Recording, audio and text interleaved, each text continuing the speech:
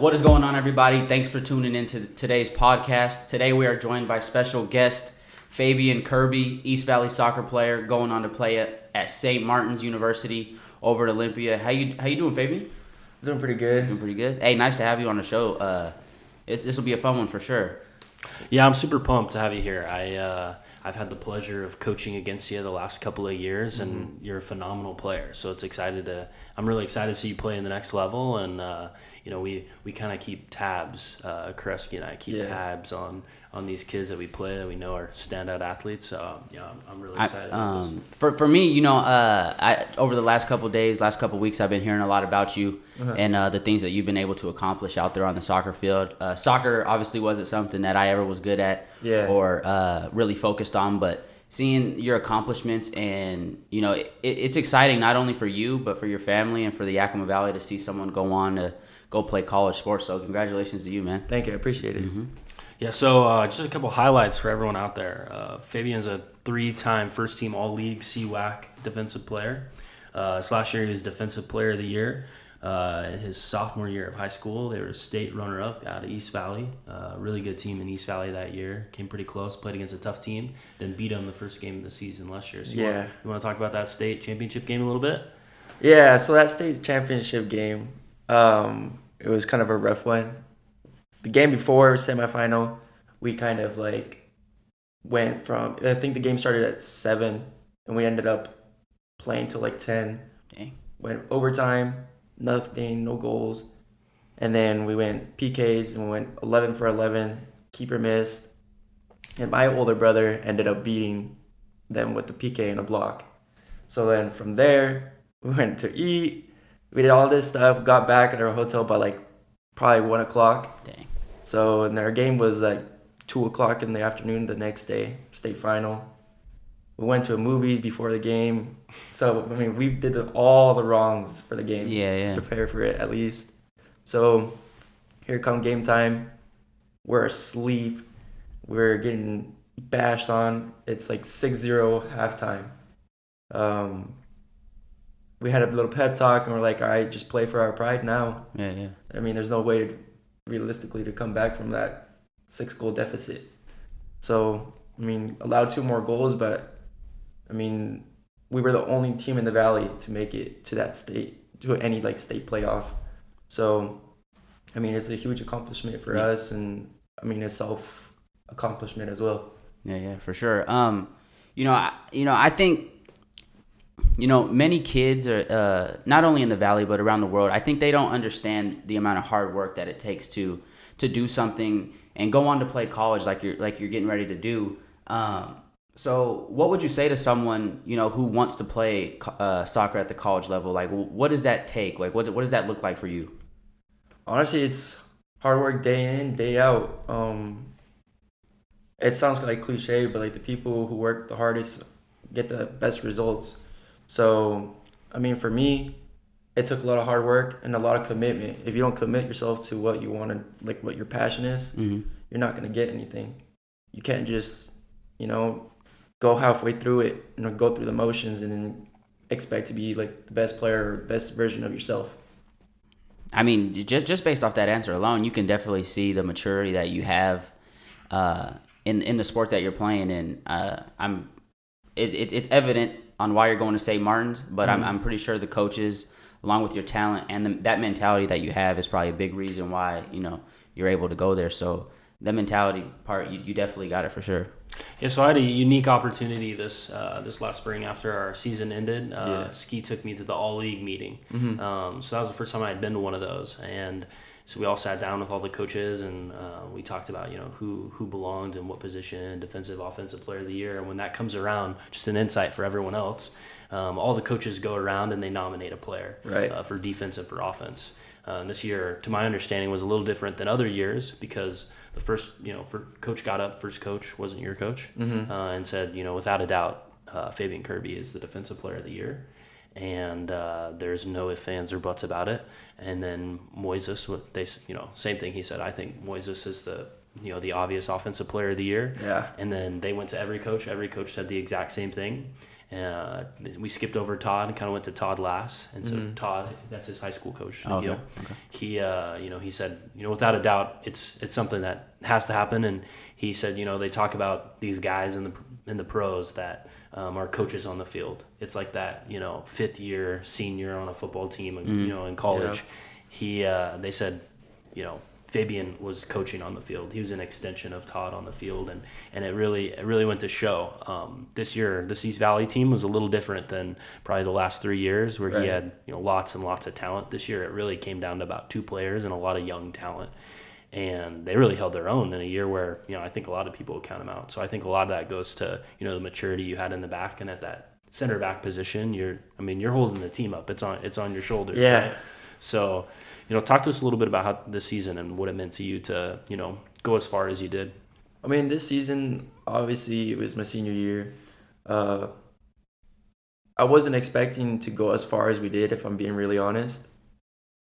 From me, myself, what I expected for myself was to, obviously, being CWAC Defender of the Year, it was a goal. It's been a goal since my freshman year. That was just my personal goal. But for my team, obviously the team is first. So if Todd couldn't get the guys to do certain things during practices and during days before the games, then I had to do it. I almost felt like if this year wasn't the year, which it wasn't for us, then obviously again go out there for pride, because we got us, and for our school it's just us and baseball, and we always have this thing going back and forth where whoever goes the farthest. But that in that case for us, we didn't really care. It was about getting ourselves right attitude, right mental, and go out there and try our best. But this year wasn't the case as the last years. This year we ended up in 4th place, I believe. It was hard. It was really hard test, at least for all of us. Obviously we ended off in straight crossovers for state. Didn't too well. We went to Ellensburg. One of our younger guys, it's a young guy, first year starting as varsity, made a defensive error, led to a PK, and then that's the year. And as that happened, the game's over, and I started thinking, I'm like, geez, that's really the end of my senior year. Yeah, for sure. So he is being, a little modest. That Ellensburg team that, at the time people really were thinking, was an underdog. They ended up, they won that goal. They won that game in the last couple of minutes. That PK they score.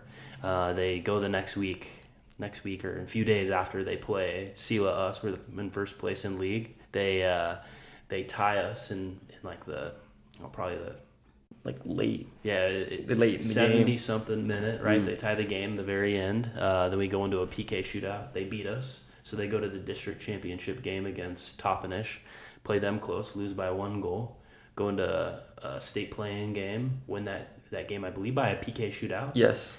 Then go to the second round of state, first round of state.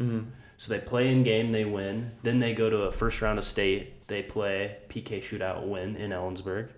Then their second round of state, they play Toppenish again, and this time Toppenish kind of got it. But this team that ended his high school career, put a dent in our Sealit team's career. It was a team that they were in the second round of state playing. So for sure. You never know.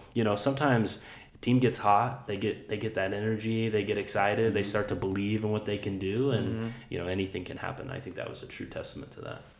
Kind of going towards the end of your senior year, obviously probably didn't end the way in which you wanted it to, but I'm pretty sure a lot of those struggles and things throughout the season still made that season a success in some people's eyes. And in that moment you kind of talked about how you're like, dang, that this is my senior year, like this is over. And then your mind kind of snaps and starts focusing on the college level. Right. And so I think a good question to ask you is just be like, what are you most excited about going to St. Martin's and starting your collegiate career? Like, what are you excited about? Why did you choose St. Martin's? I think yeah. we're all interested to know. Well, I mean, first off, the reason why I chose St. Martin's was they're a Division II school, soccer. Connections. If for me, I still want to go on to the next level, play professional. Right. And Division II, you still have a chance to make it to the draft, do your thing. But no, the coach is stepfather of Casey Keller, professional goalkeeper, U.S. goalkeeper, played for the Sounders, and he has connections. Not only that, he's a great guy. I felt like he was the best that connected towards me, and honestly, last year he led his team to a third place standing. Did really good. This is the best that they've done in a while. But honestly, it's just like the atmosphere that he brought, and he was really conveying in his words and the way that he approached me that, he sounds like a genuine guy. He really cares about his players. So, I mean, yeah, I think that was like a huge part in why I took place in making my decision for St. Martin's. Yeah, and then what are you excited about? What are you excited about going there, man? Honestly, everything, because, you're away from your natural habitat. For sure. You're not here where you got everything. You know what's to be expected. And over there, it's a new challenge, and I like challenges. I like, going up against things that I don't know. Maybe even, fighting for a spot. You got to start all over.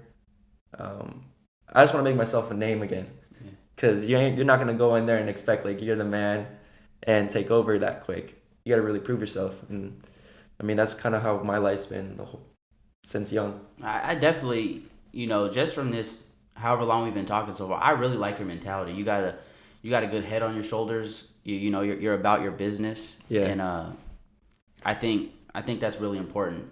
So I mean, kudos to you, man. Yeah, I can tell you. So similar to you, I moved to Washington, played at West Valley High School for a couple of years. First team All-League both years. Never Defensive Player of the Year. It's still something that haunts me. I didn't get. Went and played. I didn't get a Division I scholarship. Was what I wanted. So I was like, I'll go to community college. I'll show out and then try to go D1. Went to a community college, and I was pretty excited. I'm like, I thought I was, pretty bad. I'd been pretty good my whole life. And so I showed up there, and I was like, I'm going to be humble and do my best. And it took one day of playing soccer at that level to realize that, man, I probably wasn't even in the top, 50% at the community college level. Yeah, I mean, it's just a different animal. And I think part of that was, you have kids from, you got the best player from every single school. And they're so there's 22 Fabian Kirbys coming out, and they all have their their own unique ability that they're better at. And I'll tell you what, there's nothing, and Nikhil, I'm sure you can attest to this, and at the college level in basketball, but there's nothing different than getting 22 hungry guys to try to play 11 positions every day at practice, go 110%, and that's what it was like every day. I mean, it was a battle for your job. Yeah, that's when you gotta have like a chip on your shoulder, like. Yeah, you gotta be like come in there and know your place, but at the same time, if you don't have that confidence, you don't got that little chip on your shoulder, man, those hungry dogs are gonna come and they're gonna take your spot. Yeah, for sure. I know personally for me, going into college too, it's just like he said, you got for me it's basketball, so you got 11, 12, 13, good high school players that are all coming, and we all want to play, and I think college really forces you to focus on the team aspect as well, because in high school, not every player on your team is good. You kind of stand out. Yeah, so you kind of stand out, whereas at the college level you still can stand out, but you obviously got to put more work in than the people around you. But college forces you to sacrifice, I definitely think too. But your confidence and the approach that you're taking towards this new challenge that you're about to go into, hearing that you've kind of been up against challenges your whole life, I wish nothing but success for you, and I definitely can see that hunger inside you, and so I'm excited to follow you throughout your college career and see how things are going for sure. Yeah, we'll definitely have to. So one of the things we're going to try to do in these segments is like do follow-ups with you. So like next summer, or at some point you might see a text message from us, and we might screenshot that and post that on the Twitter so people can see how you're doing. But I'm in the same boat. I mean, I wish you the best. You got a special swag to you when you play, and when you're in the back, and don't lose that. Even though there's 22 great kids, still be Fabian. Go out there and do your thing, and be demanding, and make the best of your opportunity, and just understand, it's a long game, right? You got 4 years, and that seems like a long time. It's gonna go by quick. So just grind away. And also too, hearing just the way you coach on the field, don't stop doing that when you're out there, regardless if it's a senior, junior, or even if it's someone that's coming as an incoming freshman as you. That's something you can use to your advantage to stand out. Coaches love people that can lead regardless of how old you are. At this level, you're a man just like the rest of them. So don't feel unqualified. You're there for a reason, and just go there and do your thing, man, for sure. Well, I think that's gonna do it for today's podcast. Thank you guys for tuning in. Fabian, Kirby. Try to follow him on all of his social media platforms and keep updated with him as he goes to his college career. Thanks for tuning in. We're out of here.